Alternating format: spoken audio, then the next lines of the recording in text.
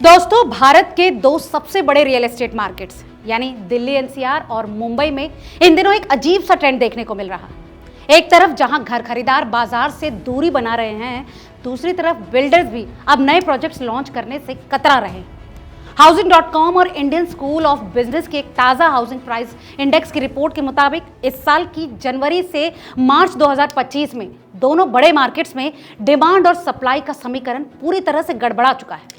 हाउसिंग.com और आईएसबी की रिपोर्ट की माने तो दिल्ली एनसीआर का रियल एस्टेट मार्केट इस वक्त दोहरी मार झेल रहा है। नमस्कार, आप देख रहे हैं रिपोर्टर जी और मैं हूं आपकी भरोसेमंद होस्ट लता सिंह। दरअसल पिछली तिमाही की तुलना में यहां पर ना तो नए घर बन रहे हैं और न ही खरीदार दिलचस्पी दिखा रहे हैं। रिपोर्ट्स के मुताबिक नए घरों की सप्लाई में 21% की बड़ी गिरावट आई है। नए घर की मांग यानी बिक्री में 14% की कमी दर्ज की गई है। दोस्तों, प्रॉपर्टी बाजार में गिरावट से इस बात का साफ संकेत मिलता है कि ऊंची कीमतें और अनिश्चितता के माहौल में बिल्डर और खरीदार दोनों ही वेट एंड वॉच की स्ट्रैटेजी अपना रहे हैं। दरअसल बाजार में खरीदारों की कमी से बिल्डरों ने नए प्रोजेक्ट्स को अब होल्ड पर रख दिया है। देश की आर्थिक राजधानी मुंबई की बात करें तो यहाँ पर हाल काफी दिलचस्प है। बिल्डरों ने थोड़ी हिम्मत दिखाई है और नए घरों की सप्लाई को बढ़ा दिया है।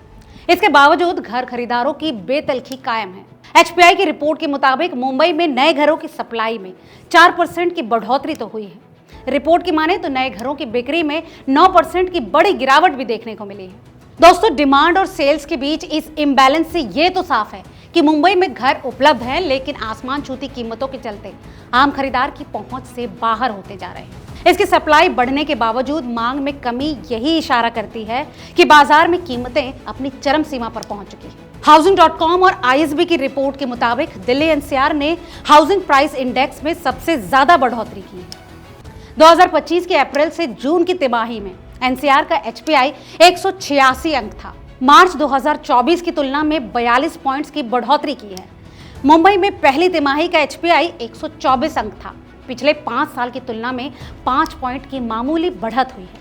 दोस्तों, रिपोर्ट्स के मुताबिक इस धीमी गति की सबसे बड़ी वजह है हाई बेस इफेक्ट। इसका मतलब है कि मुंबई में कीमतों में पहले से ही इतना इजाफा हुआ है कि उनमें और ज्यादा तेजी होने की गुंजाइश बेहद कम है। इस नए ट्रेंड पर एक्सपर्ट्स के मुताबिक दिल्ली और मुंबई के घर खरीदारों के लिए ये ट्रेंड मिला जुला संकेत है। एक तरफ जहां बाजार में स्थिरता आने से उन्हें मोलभाव करने का मौका मिल सकता है, वहीं दूसरी तरफ नए प्रोजेक्ट्स की कमी भविष्य में विकल्पों को सीमित कर सकती है। आप जानते हैं रियल एस्टेट से जुड़े कुछ बेहद काम के सवाल और उनके जवाब।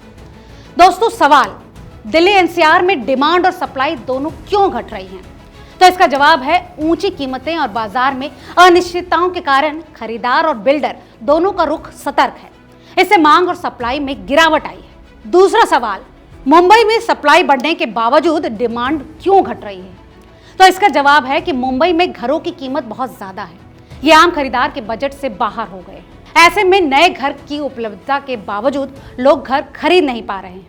अब आता है अगला बेहद काम का सवाल कि गिरावट का असर घर खरीदारों पर क्या पड़ने वाला है। तो इसका जवाब है कि घर खरीदारों को मोलभाव करने का अच्छा मौका मिल सकता है।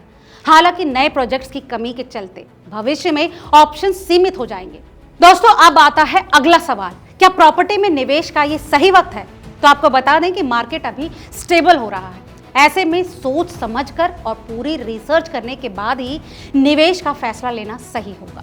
अगला सवाल है कि मार्केट का आगे का रुख क्या रह सकता है।